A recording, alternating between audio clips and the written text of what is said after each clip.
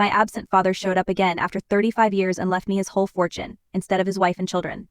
I'm a 35-year-old woman who grew up without a father. My mom raised me on her own after my dad left when I was just a baby. I never knew him growing up, and to be honest, I didn't think much about him. My mom did an amazing job as a single parent, and I had a happy childhood despite his absence. Fast forward to about 5 years ago. Out of the blue, I got a message on social media from a man claiming to be my father. At first, I thought it was some kind of scam or mistake, but after some back and forth and verification, I realized it really was him. He said he had been looking for me for years and wanted to reconnect. I was hesitant at first. This man had been absent for my entire life, and now he suddenly wanted to be part of it, but curiosity got the better of me, and I agreed to meet him for coffee. That first meeting was awkward, to say the least. He tried to explain why he left, saying he was young and scared and made a huge mistake. He told me he had another family now, a wife and 2 kids, my half-siblings.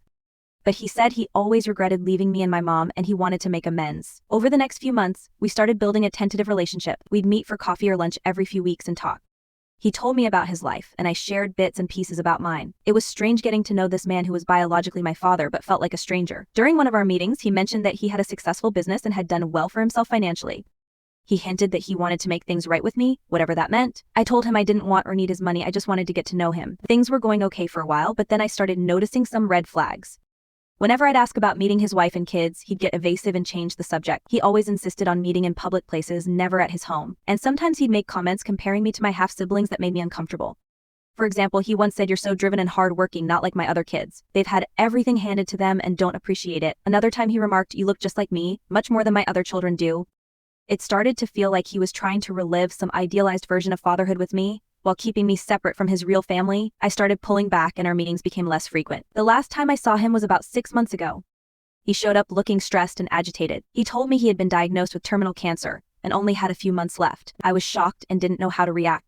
Here was this man I barely knew who was technically my father telling me he was dying. He said he wanted to make sure I was taken care of and mentioned updating his will. I told him again that I didn't want his money and that he should focus on his wife and kids. He got upset and said they didn't need it and he wanted to do something for me. I left that meeting feeling very unsettled. After that, I didn't hear from him again. I figured he was spending his remaining time with his family. Then last week, I got a call from a lawyer saying my father had passed away. I felt a confusing mix of emotions. But then the lawyer said that my father had left his entire estate to me in his will, his house, his business, his savings, everything, and he had left nothing to his wife and other children. I was stunned. This was the last thing I expected or wanted. The lawyer explained that the will was ironclad and had been updated just weeks before my father's death. He also said there was a sealed letter for me that my father had left with the will. Before I could even process this information, my phone started blowing up with messages and calls from numbers I didn't even recognize. It turned out to be my father's wife and my half-siblings. Somehow, they had gotten my contact info and were furious about the will. My half-sister, who's about 25, sent me a long message accusing me of manipulating our father in his final days. She said I had no right to swoop in at the last minute and steal their inheritance. My half-brother, who's 28, left me a voicemail full of threats and expletives saying they would fight this in court. Their mother, my father's wife, tried a different approach. She sent me a tearful message talking about how devastated they all were, how they were struggling financially, and how they just wanted what my father would have wanted. She begged me to do the right thing and share the inheritance. I was overwhelmed and didn't respond to any of them. I needed time to think and process everything that was happening. I decided to read the letter my father had left before making any decisions. What I found in that letter changed everything. My father explained that he had always regretted leaving me and my mother. He said that in his final months he had tried to make amends and get to know me, but he also revealed some painful truths about his other family. But the letter contained even more shocking news. My father wrote that he had discovered, through a DNA test he'd taken out of curiosity, that neither of his other children were biologically his. He had confronted his wife about this and she had admitted to having multiple affairs throughout their marriage. He detailed how his wife had manipulated him for years, using his non-biological children as leverage to keep him in line because he was the one who had signed their birth certificate and legally he was the actual father for her kids. She had also apparently been involved with several of his business associates, and there was a possibility that one of them could be the biological father of both children. This discovery had devastated him and made him think of his entire life. He realized that the family he had chosen over me wasn't even truly his. In his pain and anger, he had decided to leave everything to me, his only biological child. He wrote that his wife had known about me all along and had pressured him to stay away. She had threatened to leave him and take everything he has in court if he ever tried to. My half-siblings had grown up knowing they had an older half-sister but had been told I wanted nothing to do with them. My father admitted that he had been weak and allowed this to happen. He said that getting to know me in his final months made him realize what he had missed out on. He felt I deserved to be compensated for a lifetime without a father. He also added that his other children had grown up spoiled and entitled. They had squandered opportunities and money he had given them over the years. He worried that leaving them his fortune would only enable more of the same behavior. The letter ended with him asking my forgiveness and saying that this inheritance was his way of trying to make things right. He hoped I would use it to build a good life for myself and maybe even help others. After reading the letter, I just felt sad that while I did not know my father, the time I have spent with him showed that he was actually a good man with a good heart. I decided not to respond to any of my father's family's messages. So instead, I had my lawyer send them a formal letter explaining that I had no intention of contesting the will or sharing the inheritance. I did not mention the contents of my father's letter to me. This set off another round of drama. My half-sibling started a social media campaign painting me as a gold-digging homewrecker who had seduced their poor dying father. They posted old family photos and talked about what a wonderful dad he had been, conveniently leaving out my existence. Some of their friends and extended family members started harassing me online. I got messages calling me horrible names and saying I was tearing a grieving family apart. A few even made vague threats about what would happen if I didn't give back the money. My father's wife tried a new tactic. She showed up at my workplace one day, crying and causing a scene. She talked about how they were going to lose their home and how my father would never have wanted this. My coworkers were confused and uncomfortable, and I had to ask security to escort her out. Through all of this, I've stayed quiet. I haven't engaged with their accusations or tried to defend myself publicly. But it's been hard. There are moments when I've been tempted to share my father's letter and expose all their lies, but I know that would only lead to more drama and pain for everyone involved.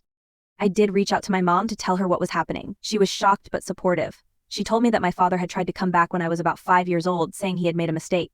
But when she found out he was married with another kid, she told him to stay away. I guess that explains why he said he had been looking for me for years. As for the inheritance itself, I'm still figuring out what to do.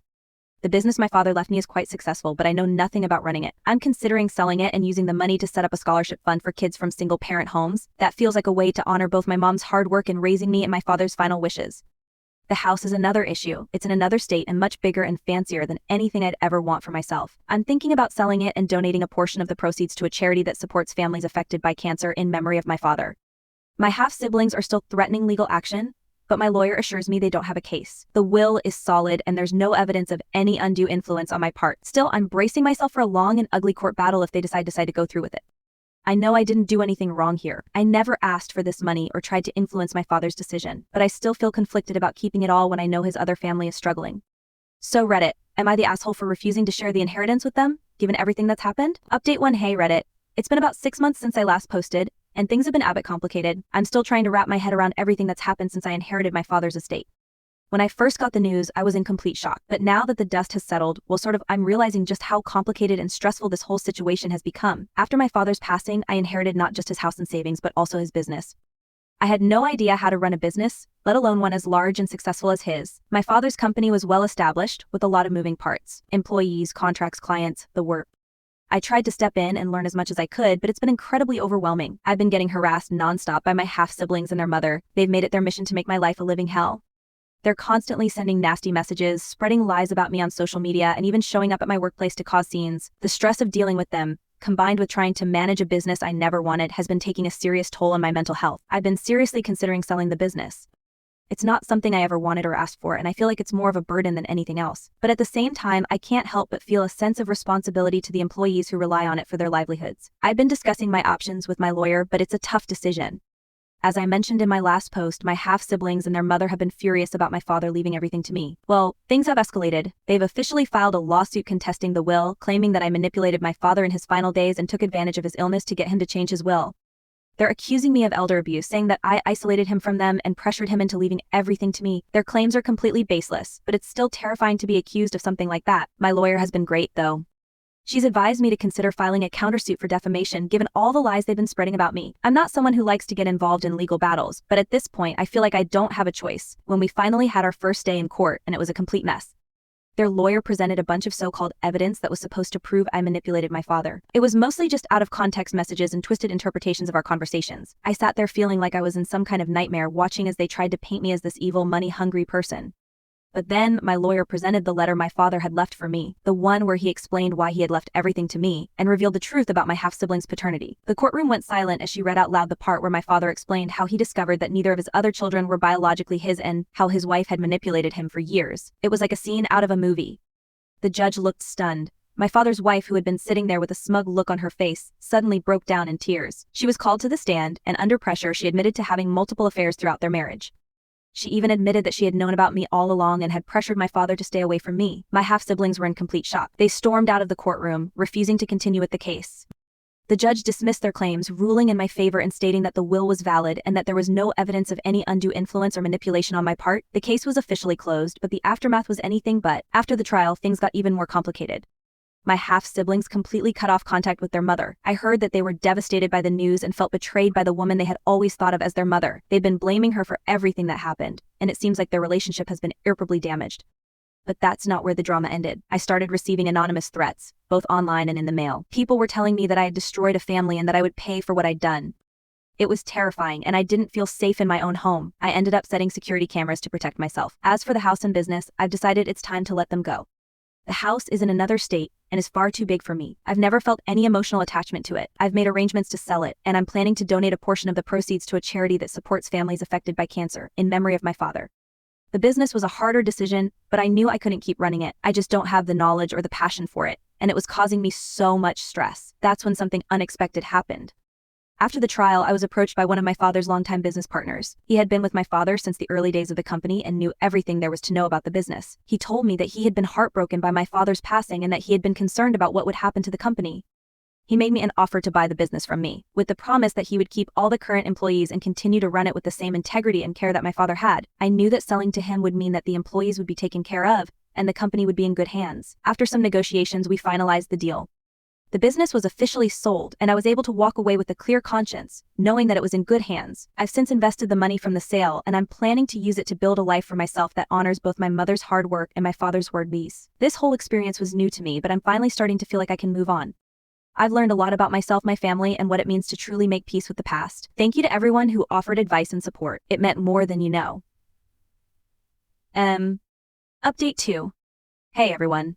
It's been a year since I inherited my father's estate, and I wanted to give you all an update on how things have been going. After everything that happened with the legal battle, selling the business, and dealing with the fallout from my father's will, I've been trying to move forward and build a new life for myself.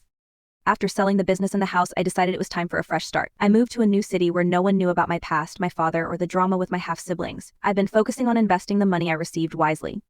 I've also been exploring ways to give back, just as my father had hoped I would. I've set up a scholarship fund for kids from single-parent homes in honor of my mother's hard work in raising me. It feels good to know that I'm doing something positive with the money, and I hope it will make a difference in the lives of others who are in similar situations to the one I was in growing up.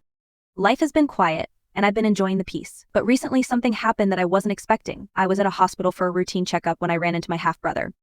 I almost didn't recognize him at first. He looked completely different from the person I remembered from the courtroom. He was sitting in the waiting room, looking tired and worn down. When our eyes met, he seemed just as shocked to see me as I was to see him. We ended up talking, and he told me that he had been going through a really rough time. After the trial, he and his sister had cut ties with their mother and had been struggling ever since. He had been living on the streets for a while and had recently found out that he needed an expensive medical treatment that he couldn't afford. Hearing all of this stirred up a lot of conflicting emotions. On one hand, I felt for him. Despite everything that had happened, he was still my half-brother, and it was hard to see him in such a dire situation. But on the other hand, I couldn't forget how he had treated me during a legal battle. The accusations, the harassment, the threats, it was all still fresh in my mind. I didn't know what to do. Part of me wanted to help him, but I was also afraid of being manipulated again. I ended up consulting my lawyer about the situation, asking what the risks would be if I decided to help him. My lawyer advised me to be cautious, but suggested that if I did want to help, I could do so anonymously through a trust. After thinking it over, I decided that I couldn't just walk away from him in his time of need. But I also knew I needed to protect myself. I ended up setting up a trust in his name, with the condition that the money could only be used for his medical expenses.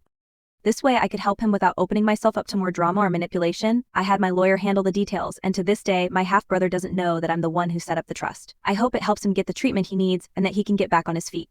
I believe I recapped everything I could remember, so I want to step away from the keyboard and live my life out. Thanks for listening, Reddit. Until next update, bye. Mini update. Unfortunately, things didn't go as smoothly as I'd hoped. Not long after setting up the trust, I got word that my half-brother's health had deteriorated rapidly. He needed emergency surgery. I didn't know if I should try to reach out to him or just let things be. In the end, I decided not to get directly involved. I figured that if he wanted to reconnect, he would have reached out to me by now.